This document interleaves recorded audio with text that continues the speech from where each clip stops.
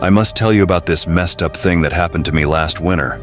It was colder than a polar bear's toe jam, and I was walking home from my part-time gig at the diner. The snow was piled up like a mountain range, and the streetlights were doing their best to fight the dark. So there I was trudging through the snow, minding my own business, when I saw this weird lump in the middle of the path. Like, what the heck could it be? I crouched down and brushed away some snow, and that's when I saw it, a freaking frozen hand sticking out like it was reaching for help. My stomach did a flip and I stumbled back thinking maybe I just found some mannequin hand or something, but nope, this thing was real. I could see the fingers all icy and blue and the skin looked like it had been through some serious business. I was about to dial 911 when I heard this twig snap behind me. I turned around and there he was, the killer, staring right at me with those dead eyes. Dude had a mask on, but you could still see the crazy in his gaze. My heart felt like it was trying to breakdance in my chest, and I booked it into the snowy woods. The snow was deep, making each step feel like I was trying to climb Everest in flip-flops. I could hear the crunching behind me, and I didn't dare look back. My lungs were on fire, and I was praying my legs wouldn't give out. I stumbled through the trees, branches scratching at my face like they had a grudge against me. The wind howled like a banshee, and I could feel the cold sinking into my bones. But that killer was relentless, getting closer and closer with each second. I ducked behind a tree, my breath forming clouds in the freezing air. I could see his shadow moving through the trees like some twisted game of hide and seek. My mind was racing, thinking of anything I could do to survive. Then I remembered the frozen hand. I didn't want that to happen to me. I grabbed a rock and threw it in the other direction. The killer paused and looked that way. I took my chance, sprinting in the opposite direction like my life depended on it. The snow crunched beneath my boots, but I didn't dare look back. I could feel his presence like a nightmare chasing me through the icy wilderness. My lungs were screaming, and my mouth felt raw and metallic, as if I had bitten my tongue, but I couldn't stop. I burst out of the trees and into a clearing, my eyes scanning for any sign of help. That's when I saw the distant glow of a cabin. Hope surged through me like electricity, and I pushed my tired legs to go faster. I could hear the killer closing in, his footsteps like a drumbeat of doom. I reached the cabin, pounding on the door. The door swung open and I stumbled inside, gasping for breath. The person inside, an old man with a long white beard, looked at me like I was a ghost. I blurted out the story, the frozen hand, the killer, the chase through the woods. The old man's eyes widened, and he pulled me inside, locking the door behind me. We sat in the dimly lit cabin, the only sound the howling wind outside. The old man listened intently, his eyes full of a mixture of fear and sympathy. He explained that there had been rumors about a killer roaming the woods, but nobody had seen him until now. We waited in tense silence, the seconds feeling like hours, and then we heard it, the sound of footsteps approaching the cabin. The old man grabbed a shotgun from behind the door, his hands trembling. The footsteps stopped just outside and the air grew thick with anticipation. The door creaked open, revealing the masked killer standing in the doorway. The old man didn't hesitate. He raised the shotgun and fired. The blast echoed through the cabin and the killer ran, the bullet just barely missing the killer's head. The old man called the police and they arrived to take over the scene. Turns out the frozen hand I found belonged to one of the killer's victims. The police told me I was lucky to be alive, and I couldn't agree more. I'll always be grateful for the old man's quick thinking and the warmth of his cabin that saved my life that cold winter night. That's my crazy tale of finding a frozen hand in the snow and narrowly escaping a killer in the woods. Stay safe out there. You never know what's lurking in the shadows.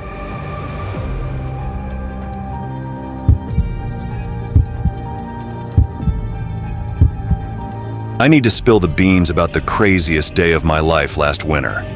Me and the gang decided to hit up this frozen lake just outside our town. Now, we aren't exactly figure skaters, but it was so cold, we thought the ice had to be solid. Well, let me tell you, that day turned into a real-life nightmare. We're out there lacing up our crappy skates, cracking jokes. The lake was a winter wonderland, all white and calm. We thought it was going to be the ultimate day. As we're gliding around, I start noticing these very tiny cracks forming in the ice.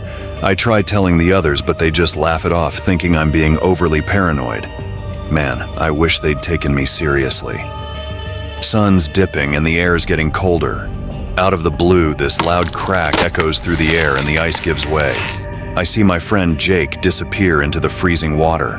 It was like everything went into slow motion and I couldn't believe what I was seeing. I felt like I couldn't move fast enough. Panic hits us like a ton of bricks. We're all yelling, trying to process what just happened. Jake's struggling to stay afloat, his hands grasping at the slippery ice. The rest of us, we're stuck, surrounded by that icy nightmare.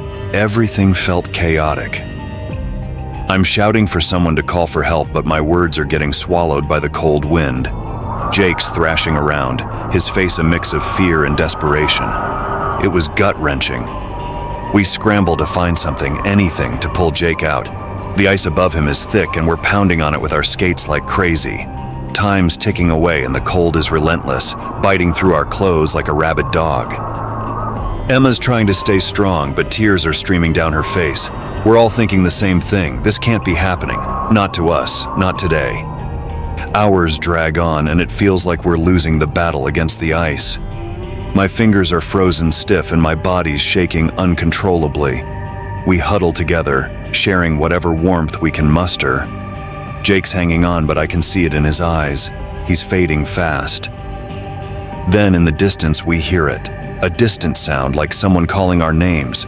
It's a rescue team. Hope flickers in our eyes. They make their way out to where we were. They start pounding on the ice and the lake responds with this eerie creaking. And then, boom! The ice cracks open above Jake and they pull him out, like some icy angel descended from the heavens.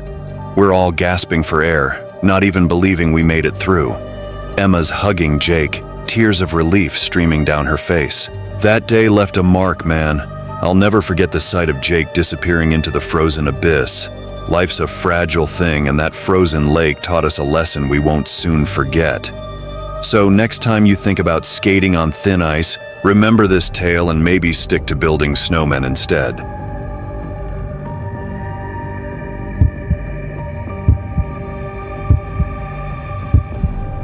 The snow was coming down like a vengeance, swirling around my car's headlights as I squinted through the windshield, desperately trying to navigate the desolate highway. The radio was playing static-ridden Christmas carols, and the heater was barely making a dent in the cold that seeped through the cracks. I gripped the steering wheel, my knuckles turning white, wondering why I thought it was a good idea to drive through this godforsaken storm. My phone had lost signal miles ago, leaving me alone with the howling wind and the eerie silence that accompanies heavy snowfall. As I squinted through the relentless curtain of snow, I noticed a figure on the side of the road. A hitchhiker, arms crossed tightly over his chest, standing there like a specter in the swirling snow. I hesitated for a moment, glancing at my nearly empty gas tank, and then pulled over. The guy approached the car, his face obscured by the hood of his jacket. I unlocked the door and he climbed in, releasing a gust of icy air that sent a shiver down my spine. His eyes were hidden beneath the shadow of his hood, but I could feel them on me as he settled into the seat. "Thanks for stopping," he said, his voice muffled by the wind. "I've been stuck out here for hours." "You're a lifesaver," he muttered, his words slow and deliberate. "So where are you headed?" I asked. "Anywhere but here," he replied, a strange smile playing on his lips. The next few miles passed in awkward silence, broken only by the occasional crackle of the radio and the rhythmic thumping of the snow against the car. I stole glances at him from the corner of my eye, his presence casting an uneasy energy inside the car. "So where are you headed?" I finally asked again, trying to break the tension. "Just keep driving," he said. His answer sent a chill down my spine, but I kept my eyes on the road, the highway stretching out in front of me like an endless white ribbon. The minutes ticked by, each one feeling longer than the last. "Ever pick up a hitchhiker before?" he asked suddenly, his voice cutting through the silence. I shook my head, my grip on the steering wheel tightening. "You never know who you might find out here," he continued, his tone conspiratorial. "Some folks are running from something, you know." I glanced at him again, his eyes now fixed on mine, an intensity in them that made my skin crawl. "What are you running from?" he asked, his voice low and probing. I stammered, caught off guard by the question. I'm not running from anything. He chuckled, a low, unsettling sound that reverberated in the confined space of the car. We're all running from something, whether we admit it or not. I shifted uncomfortably in my seat, my eyes darting back to the road. The gas station sign loomed ahead, a dim beacon in the whiteout. I pulled into the lot, the crunch of snow beneath the tires the only sound. I need to fill up, I said, my voice shaky. He nodded, still wearing that unsettling smile. I'll come with you. I hesitated for a moment, but reluctantly agreed. We stepped out into the biting cold, the wind whipping through the gas pumps. As I filled the tank, he stood beside me, his eyes never leaving my face. You ever wonder what it's like to disappear?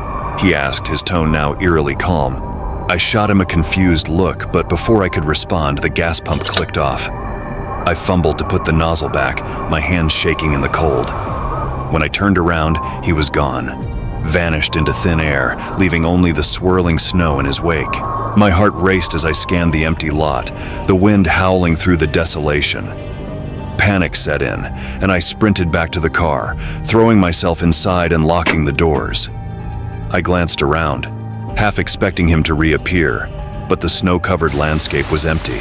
The radio crackled to life, a news report filtering through the static. Police are on the lookout for a man wanted in connection with a series of violent crimes, the announcer said, describing the hitchhiker in chilling detail. If you see him, do not approach. Call the authorities immediately. I stared at the radio, my mind reeling. The hitchhiker, the eerie questions, the sudden disappearance, it all made sense now. I had unwittingly picked up a wanted criminal in the middle of a snowstorm. I drove away from that gas station as fast as I could. The rest of the drive was a blur, the white-knuckled grip on the steering wheel a desperate attempt to escape the haunting encounter. When I finally reached the safety of a small town, I pulled into a gas station and called the police, recounting the strange tale of the hitchhiker who vanished into thin air. As the officer on the other end assured me that they would be on the lookout, I couldn't shake the feeling that the man I had picked up was still out there, lurking in the shadows of the storm. The snow continued to fall, covering the road in a pristine blanket, hiding the secrets of the night.